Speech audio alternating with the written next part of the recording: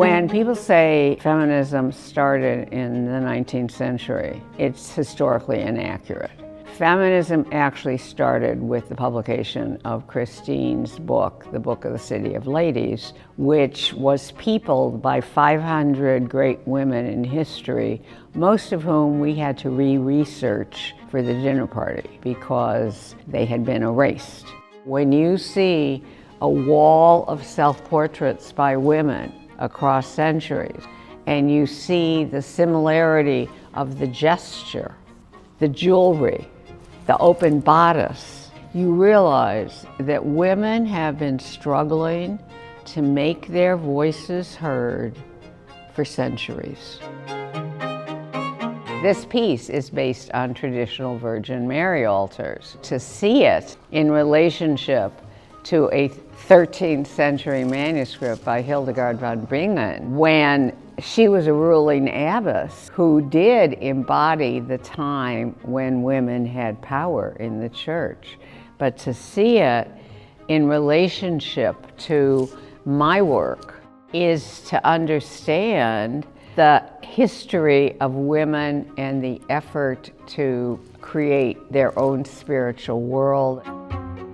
As long as God is incarnated by a male figure, women will always be in second place. I wanted to figure out if I could use the female experience as a path to the universal, and that involves starting with a direct confrontation with one of the great myths of all time, that a male God reached out his finger and created man. And I'm like, no, that is not how birth happens. Erasure is not just the erasure of women's achievements, but the erasure of subject matter that the mainstream male-centered art world does not consider important. It's very different to see names than it is to see the work done by the names represented in the dinner party. I think that's one of the reasons people are responding the way they are. Yeah, it was great to find out these women existed and to pay homage to them, but to actually see their work is to really viscerally understand what erasure means. Because one, they're seeing something entirely new, and two, they're realizing that they've been completely deprived of this. Seeing this show come together was really moving.